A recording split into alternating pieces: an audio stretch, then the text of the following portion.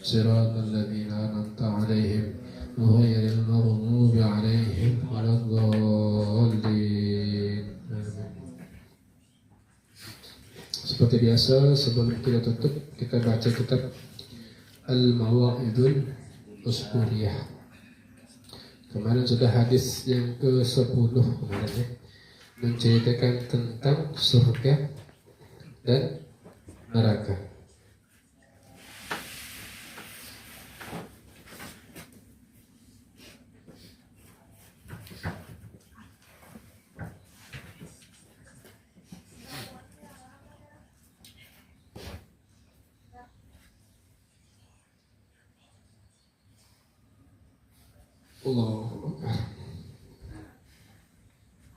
Bismillahirrahmanirrahim.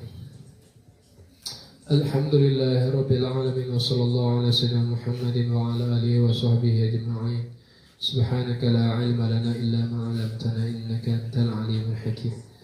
Wa la hawla wa la quwwata illa billahil aliyyil azim. Rabbi shrah li sadri wa yassir li amri wahlul 'uqdatam min lisani yafqahu qawli. Astaghfirullahaladzim, astaghfirullah, la ilaha illa huwal hayyul qayyum. Qala Syekhul Mu'allif rahimahullah ta'ala nafa'ana wa bi'ulumi fid dharain. Amin.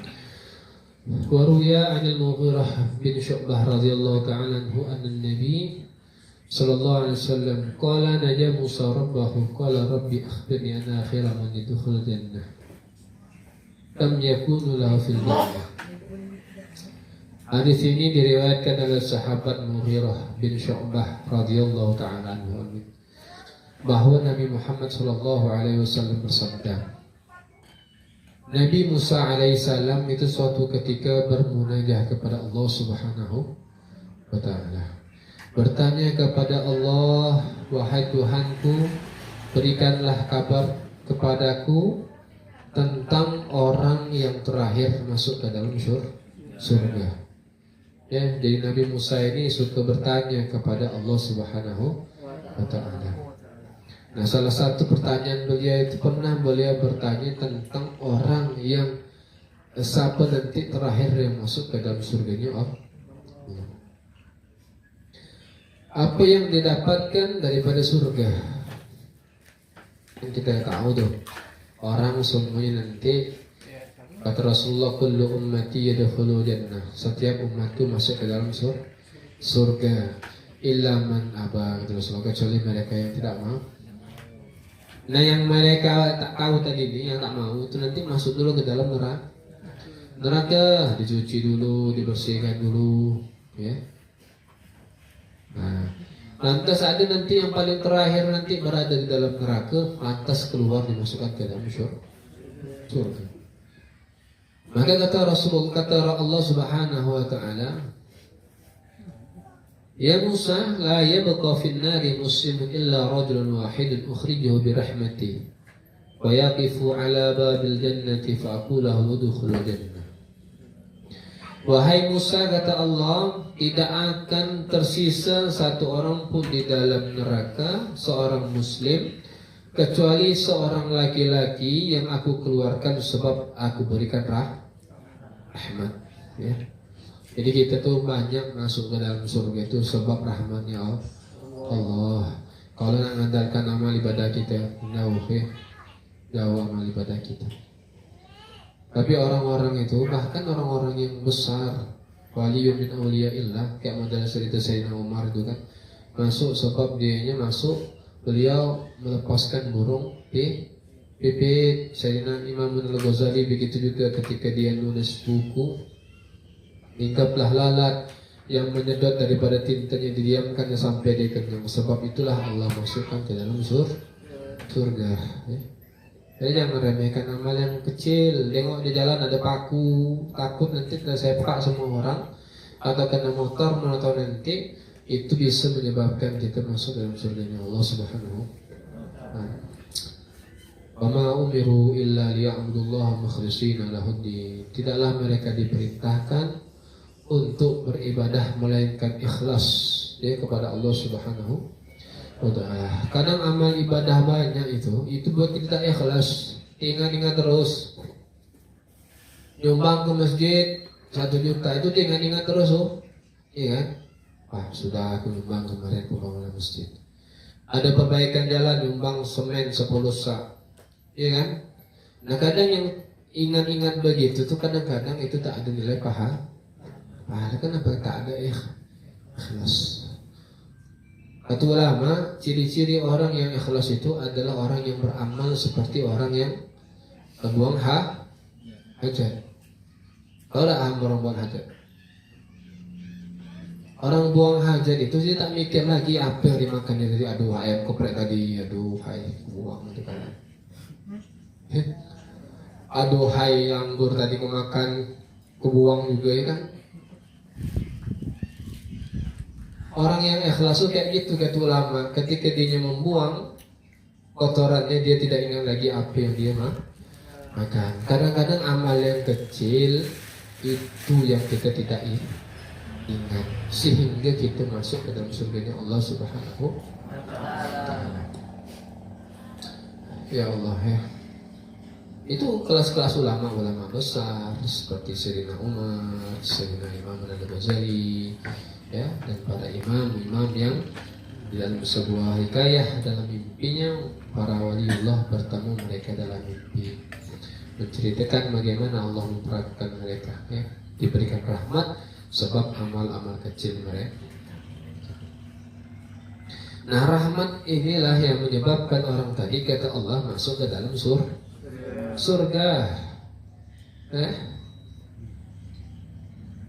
Aku keluarkan dengan sebab rahmatku, maka dia berdiri di depan pintu surga, sehingga dia berkata kepadaku, kata Allah, kataku kepadanya, udkhulul jannah, masuklah engkau wahai laki-laki ke dalam surga. Maka laki-laki tadi menjawab, fa yaqulu kaifa udkhulul jannah wa qad ahada an-nasu manazilahum wa darajatin falam yabqa syai'un wala makan.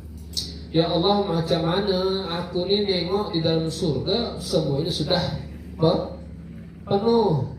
Manusia telah mengambil tempat-tempat tinggal mereka di dalam, mengambil derajat-derajat mereka di dalam surga, dan tidak ada tersisa sedikit pun bagiku tempat untuk di dalam surga. Fa'aqulu ya abdi atarda fil jannati minal makani miqdarul mamlakati malikaini minad dunya. Ya Allah, aku ini sudah tak ada tempat lagi dalam surga ini, semuanya sudah masuk surga, aku terlambat. Istilahnya kalau sekolah itu bangku sudah penuh semua, di mana lagi mau duduk ini, semuanya telah tempat. Kata Allah, kau ridho dah aku berikan satu tempat yang sama besarnya dengan 2 kerajaan di dalam dunia. Kata Allah, sudah tak ada lagi memang. Macam mana kalau aku berikan 2 kerajaan yang seumpamanya di dunia dengan ada apa yang dalam surga ini? Kata rajul tadi, fa yaqulu qad raditu, ya Allah, sungguh aku telah itu. Maka Allah pun mengatakan, udkhulul jannah wa lak hada afdalik. Ya, masuklah engkau ke dalam surga, dan pada engkau itulah paling kecilnya nikmat di dalam surga. Fa'anta biqadri mamlaki arba'atin min muluki dunya. Dikatakan yang dimaksud dengan 2 kerajaan di dalam surga itu seperti 4 kerajaan ketika ada di dunia, ya. Besar juga, ya, 4 kerajaan. Di sini kalau musannif rahimahullah taala yaqulu mithlu Khurasan wa Iraq wa Yaman wa Syam. Seperti negeri Khurasan, wa Iraq, wa Yaman wa Syam, ya. Seperti 4 negara diberikan, ya. Besar juga itu. Kita punya tanah ini 10 lembar itu sudah banyak gitu. Wah sudah kita kira. Dan dikasih kenikmatan. Ini 4 kerajaan. Anggaplah Indonesia, Malaysia, Thailand, apa lagi? Singapura. Siapa itu anunya? Itu yang orang terakhir masuk ke dalam surga Allah Subhanahu wa Ta'ala, ya. Jadi masuk ke dalam surga ini sudah syukur. Kita masuk ke dalam surga itu sudah syukur. Kalau kita masuk ke dalam nerakanya Allah, na'udzubillah, ya. Mudah-mudahan berkah pembacaan maulid, berkah cinta kepada Rasulullah, kita yang banyak dosa ini mudah-mudahan tetap bisa ya mendapatkan rahmat dari Allah Subhanahu wa Ta'ala. Kan sholawat itu kan adalah penarik rahmat. Bayangkan kita baca ya Rabbi sholli ala Muhammad, ya Rabbi sholli alaihi wa sallim, man shalla alayya salatan sallallahu biha asyara. Orang yang selawat kepadaku 1 kali, maka 10 kali akan Allah balas. Ya. Salawat kita kepada Rasulullah kita dibacakan di dalam maulid, itu dibalas 10 kali. Ada berapa tuh kita selawatnya? Maka jangan malas kita membaca salawat, karena rahmat itu ya salah satu bentuk rahmat yang paling besar adalah rahmat diutusnya Rasulullah Shallallahu Alaihi Wasallam. Nah, ketika orang berselawat kepada Rasulullah, maka rahmat itu kata ulama seperti kendi. Rasulullah itu seperti kendi. Rasulullah itu sudah penuh rahmat dari Allah. Nah, ketika kita berselawat, maka limpahan selawat itu balik kepada kita. Macam ayat itu kalau penuh, ya kan? Turah dia apa pada bahasa itu? Lebih-lebih itu, maka kembali keluar. Nah, itulah yang terpercik kepada kita semua. Tambah sikit ya. Qala sifatul jannah akthar mimma yasa walakin la budda min dzikrin nasi indahu. Ini habis sudah cerita tentang surga, kenikmatan surga. Maka haruslah ketika kita menceritakan sifat surga yang banyak itu, hendaknya kita menyebutkan juga neraka, ya. Jadi jangan pula kita saat surga itu neraka kita lupa. Pengampunan Allah terus, pengampunan rahmat Allah terus kita lupa, ya, daripada kita menjaga ibadah kepada Allah Subhanahu.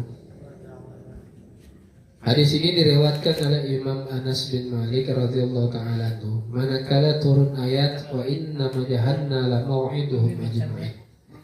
Sesungguhnya jahannam itu dijanjikan diberikan kepada orang-orang ya ajma'in, orang-orang musyrik, orang-orang kafir, ya, orang-orang yang bersekutu dengan syaitan. Maka ketika turun ayat ini Rasulullah Shallallahu Alaihi Wasallam sedih, dan sedihlah para sahabat karena sedihnya Rasulullah Shallallahu Alaihi Wasallam. Ya, sahabat itu saking cintanya sama Rasulullah. Kalau Rasulullah sedih juga. Kalau Rasulullah ketawa juga. Sayyidina Abu Bakar kayak gitu. Kalau Rasulullah ketawa, ikut ketawa juga.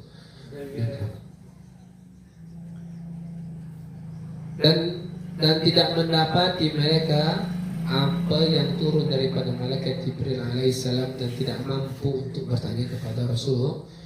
Ayat ini turun, nangis Rasulullah, tak ada yang mampu bertanya kepada Rasulullah. Tapi para sahabat juga ikut nangis. Ketika Nabi melihat ya Sayyidah Fatimah, kata para sahabat, maka dia akan senang. Kalau begitu, kata Abdurrahman bin Auf, ya, kita pergi ke anaknya Rasulullah, Siti Fatimah. Dalam sebuah riwayat dikatakan Sayyidina Umar bin Khattab radhiyallahu ta'ala anhu. Ketika itu datanglah Sayyidina Abdurrahman bin Auf ke rumahnya Sayyidah Fatimah Az-Zahra, mengucapkan salam, assalamualaikum, ya, siapa engkau ni? Ya, saya ini Abdurrahman bin Auf. Wahai bapaknya Auf, apa yang membuat engkau datang kepada aku? Kata Sayyidah Fatimah, aku meninggalkan Nabi Sallallahu Alaihi Wasallam dalam keadaan nangis dan sedih karena aku tidak tahu, kata beliau, apa yang turun daripada malaikat Jibril alaihi salam. Ya sudahlah, kata Sayyidah Fatimah, tunggulah aku pakai baju, aku ingin pergi menemui Rasulullah Sallallahu Alaihi Wasallam. Maka ketika pergi Sayyidah Fatimah kepada Rasulullah Sallallahu Alaihi Wasallam,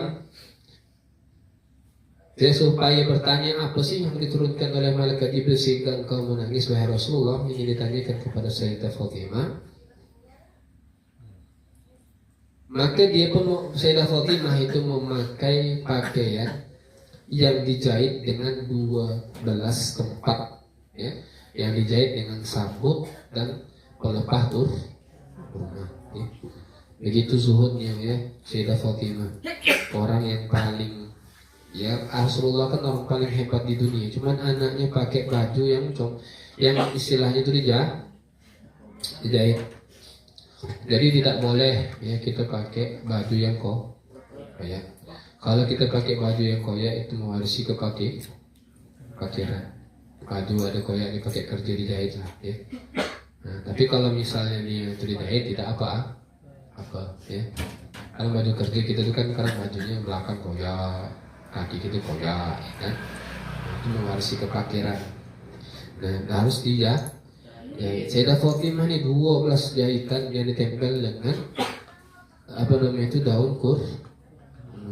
Maka ketika keluar Sayyidah Fatimah dan melihat Sayyidina Umar akan keadaan Sayyidah Fatimah yang dia pakai baju tadi macam itu, baju yang berjahit-jahit ya, bertambal-tambal, ya hazna, celakalah ya.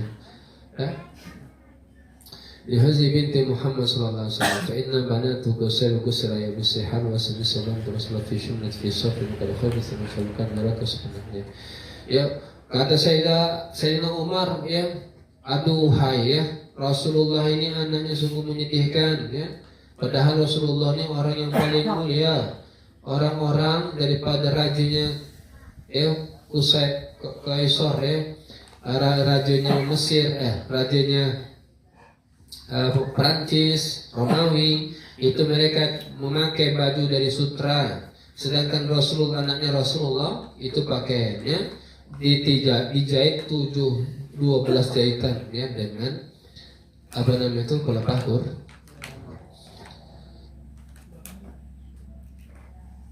Itu ya orang-orang dulu ya. Kalau kita ini kalau ada yang paling bagus kita pakai.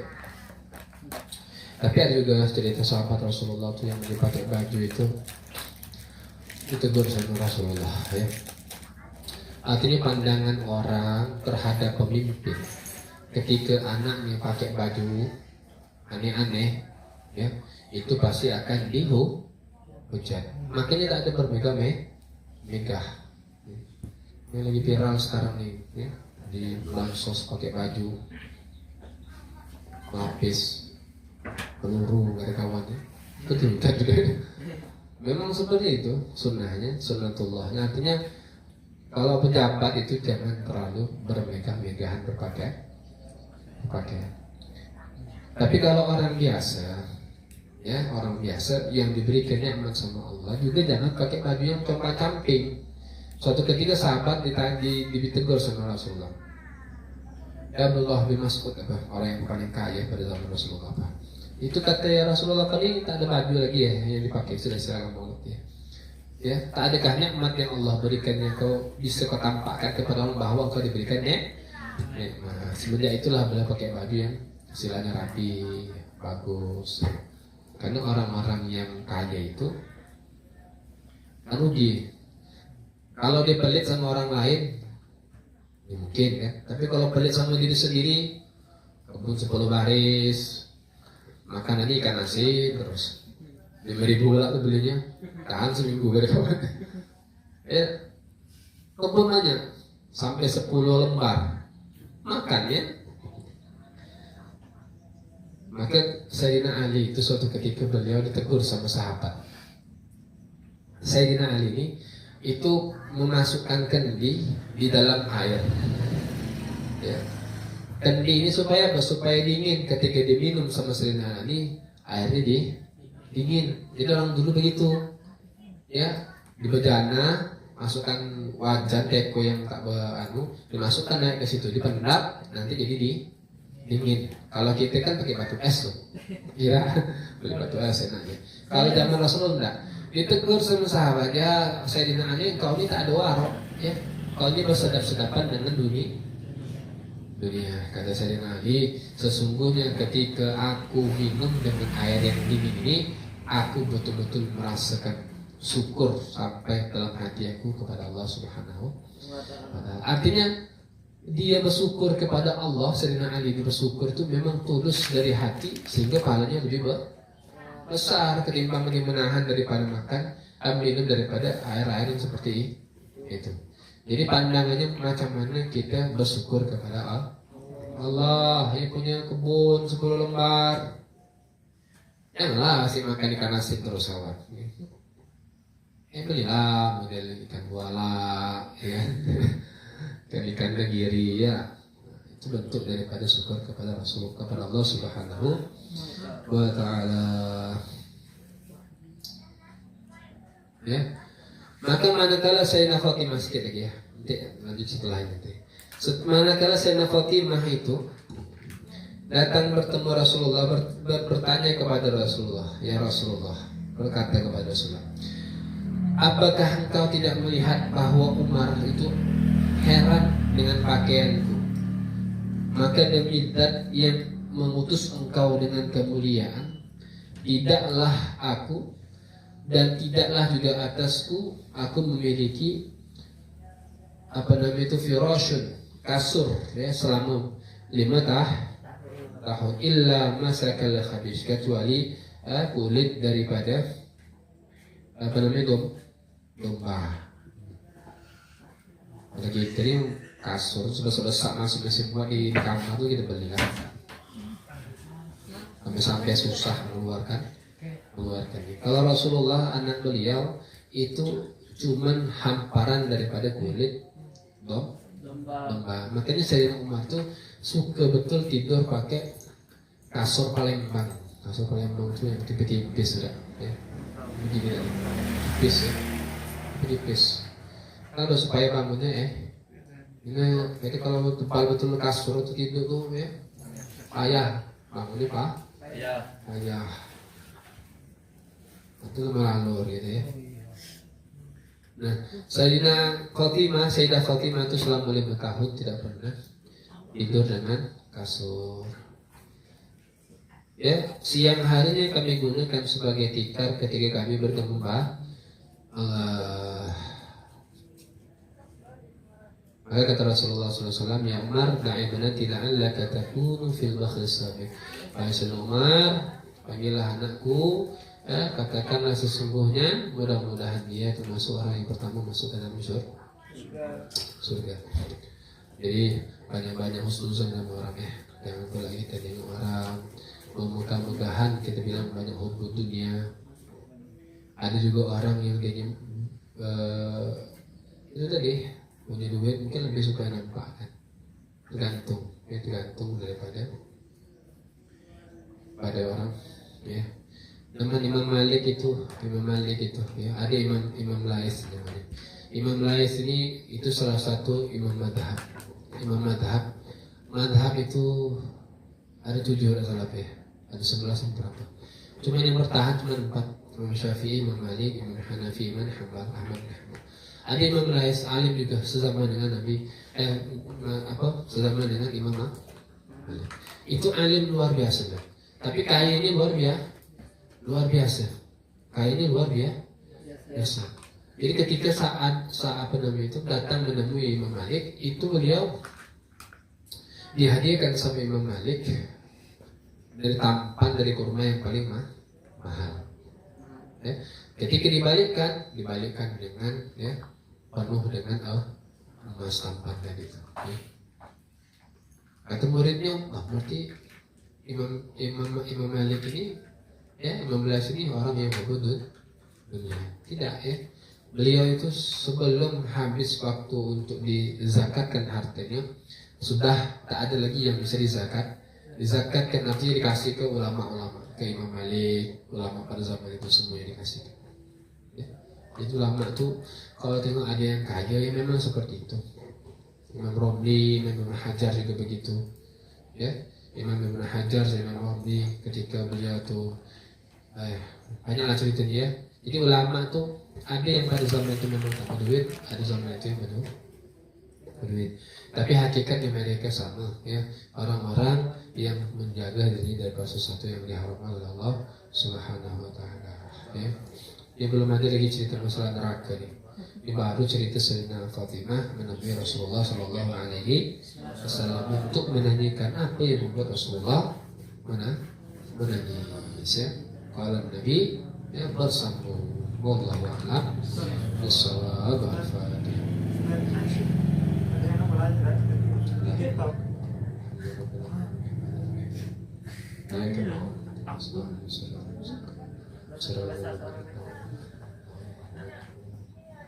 Tanya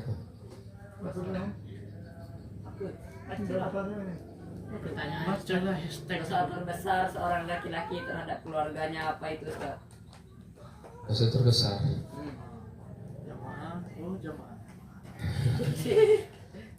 Tergantung lah ya. Laki-laki itu punya kewajiban menafkahi keluarga.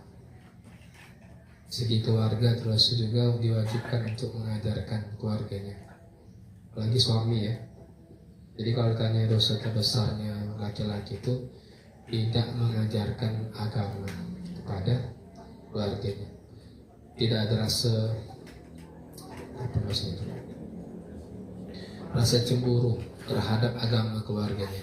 Keluarganya tak sembahyang, dianya biasa baik. Keluarganya tak berjilbab, dia biasa baik. Tapi bukan berarti harus marah-marah, disampaikan dengan baik. Kalau memang tak mau diterima ya sudah. Maka kalau dosa itu ya kamu biarkan. Tidak sanggup kita untuk mengajarkannya, suruh ngaji tempat orang lain, ngaji ke tempat guru, pergi majelis, pergi menuntut ilmu kepada guru-guru yang ada. Ya. Maka dosa paling besar itu adalah ketika seorang tua meninggalkan anaknya dalam keadaan jahilan, orang yang bodoh, ya, bodoh tentang ilmu agamanya. Nanti di akhirat dituntut tuh. Sealim-alimnya orang, sehebat-hebatnya ibadah, ujung-ujungnya nanti akan dituntut. Tapi la yukallifullahu nafsan illa wus'aha. Allah takkan membebani satu kaum kecuali sanggup untuk menanggungnya. Artinya kalaupun dia tak mau menerima ya sudah, yang pula lantas dimarahi, dipukul dan sebagainya. Ya, karena cuman kita tugas kita mengingatkan. Yang menghukum itu Allah. Begitu juga kalau punya orang tua tak sembahyang, kita tak boleh marah sama orang tua. Karena dia tak sembahyang, ini baru mentang 2 kali ke majelis taklim ya, sudah bacaan betul, mama ini tahu sembahyang katanya. Ya, tak juga. Karena tidak juga kita Nabi ya, yang Nabi itu sifatnya itu Nabi itu yang sifatnya istilahnya pun tak bisa memberi hidayah kepada keluarganya. Kata Rasul, kata Allah, innaka la tahdi man ahbabta. Engkau tak bisa memberi hidayah kepada orang yang kau cintai. Ceritanya Nabi Nuh punya anak yang tak mau beriman kepada Allah. Ceritanya Nabi Lut yang punya istri tak mau beriman kepada Allah. Ya, cerita daripada banyaklah ya pamannya Rasulullah yang tidak beriman kepada Allah ya, Abu Lahab dan sebagainya. Tugas kita cuma mengingat, fadzakir in nafa'ati dzikrah ya, ingatkanlah olehmu ya, fa in nafa'ati dzikrah, maka sesungguhnya ya memberikan kemanfaatan untuk selalu mengingatkan. Intinya gitulah ya. Banyak-banyak bersihkan nanti belah yang merasa lebih hebat dan bagi dan mendoronglah. Baik, wallahu a'lam. Al-Fatihah.